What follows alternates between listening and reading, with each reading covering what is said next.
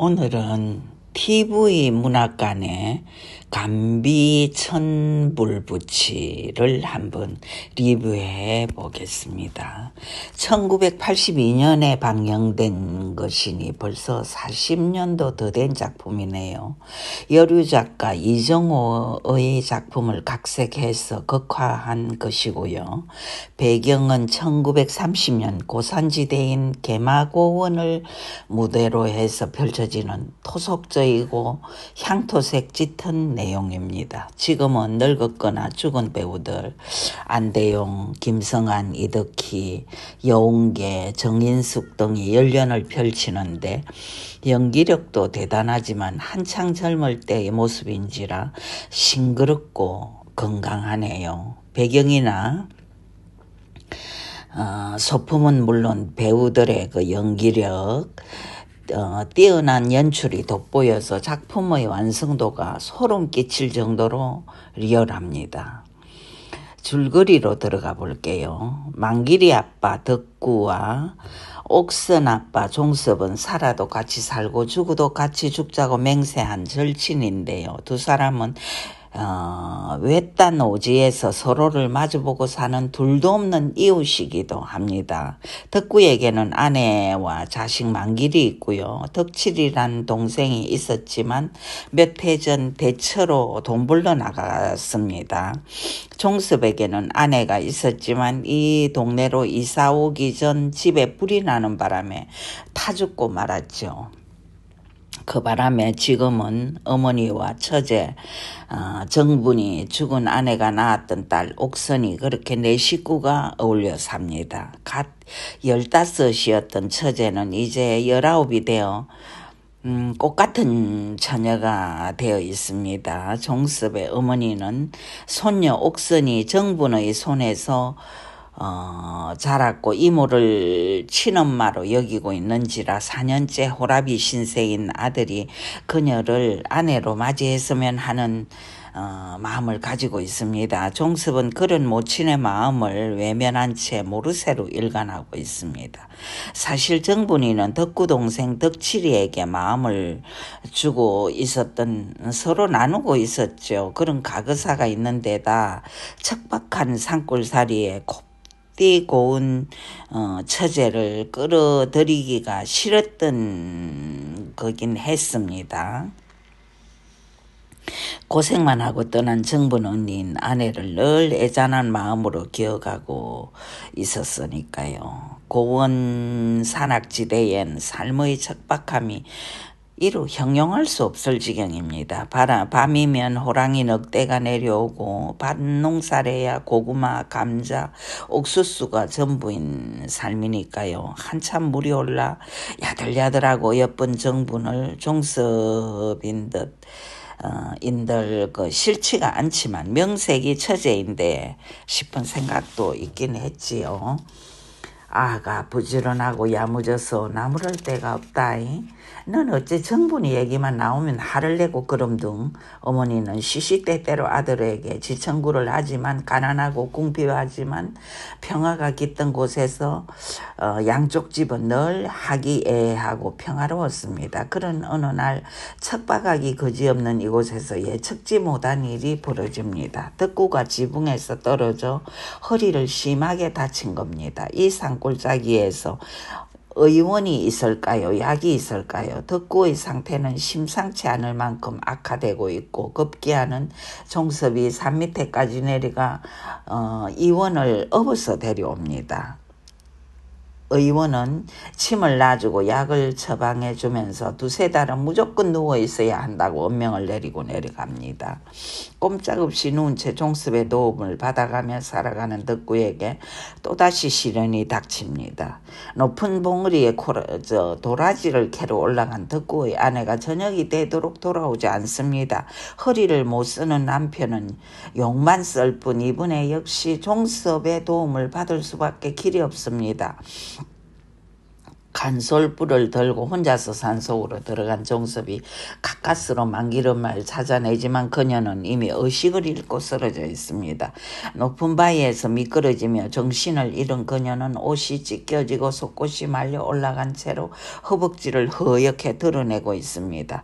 4년의 세월 동안 아내 없는 호라비 신세의 종섭의 눈빛이 뒤집어지기 시작합니다. 인간의 본능이란 건 굶주림 다음으로 무서운 거라고 하지요. 일단 불이 붙기 시작하면 제어하는 것이 어려울 수밖에 없는 것이 본능이라고 할 수 있겠지요. 야수의 눈빛이 된 종섭에게 그날 밤 무슨 일이 벌어진 걸까요? 밤이 깊어서야 덕구의 아내를 얻고 내려온 종섭에게 모두들 고마워하지만 그때까지도 여인의 의식은 돌아오지 않은 채 비몽사몽합니다. 그렇게 이제 시간은 흘러가는데요. 어느 날 덕구의 아내는 종섭의 모친에게 말합니다. 오마이, 이상한 일도 다 있음에 내 몸에 태기가 있는데 사실 만기라바이가 허리를 다쳐서 누워있는 지가 오랜데 이게 무슨 일이매?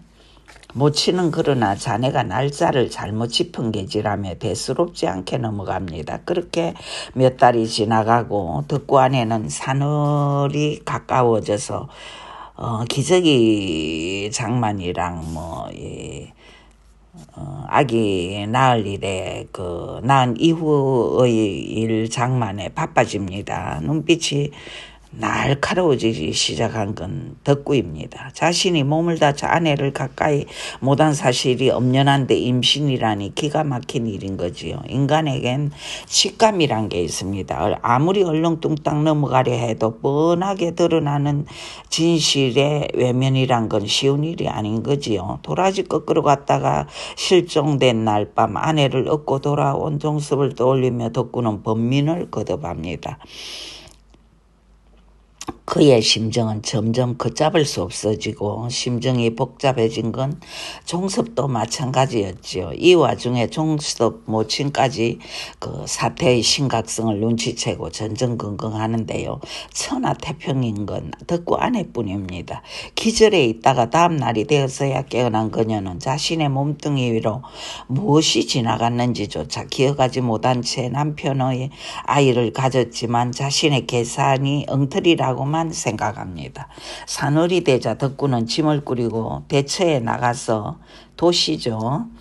바람 쐬고 오겠노라며 집을 나가버립니다. 나 없을 때 혹시라도 아기를 낳게 되면 잘 도와주라는 말을 종섭에게 남긴 채 방황하며 술을 퍼마시던 덕구는 동생 덕치를 만나고 돈을 많이 벌었다는 얘기를 듣고 함께 이제 집으로 돌아옵니다. 그동안 종섭네의 도움을 받아가며 아기를 낳은 아내는 행복하게 누워있고 아기의 얼굴을 본 덕구는 얼굴이 이그러집니다. 덕칠은 돈을 많이 벌고 여기로 돌아온 건 너를 데리고 가기 위해서라며 정분에게 손을 내밀고 그녀는 그러나 뜻밖의 대답으로 그를 실망시킵니다. 옥성과 이미 너무 많은 정이 들었고 차마 여기를 떠날 수 없다는 것이지요. 산골짜기에서 호라비 생활을 하면서 성실하게 살아가고 있는 착하디 착한 형부를 내버리고 도해지로 떠날 생각 자체가 없는 거지요.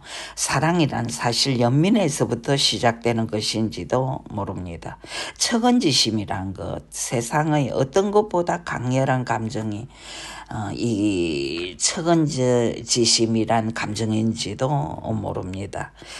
대처에서 돌아온 덕구에게 대접도 할 겸 저녁을 차려서 내는 종섭의 어머니에게 청천벽력 같은 말이 나옵니다. 덕구가 가족들을 데리고 이 산골짜기를 떠난다는 거지요. 죽어도 같이 죽고 살아도 같이 산다고 아이 말했음 둥 낙담하는 친구 어머니에게 덕구는 말합니다. 그 마음도 그 마음은 지금도 마찬가지입니다.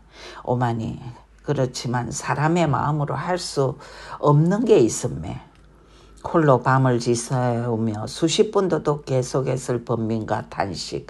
순간적인 욕정이야 남자로서 이해할 수도 있지만 차마 아내를 범한 친구랑 여생을 함께 할 수는 없다는 게 그가 내린 결론이었을지도 모릅니다. 실신한 상태로 의없이 당했다 할지라도 그런 아내가 낳은 당신들의 씨를 차마 내가 키울 수는 없다라고 그는 외치고 싶지 않았을까요? 그리고 그날 밤 짐을 싸고 아내를 부추기며 동생과 함께 덕구는 길 떠날 자비를 합니다. 떠나기 전 다음날 새벽이죠. 새로 낳은 아기를 포대기에 감싸는 아내를 향해 그는 외칩니다. 얼라를 내려놓으라이.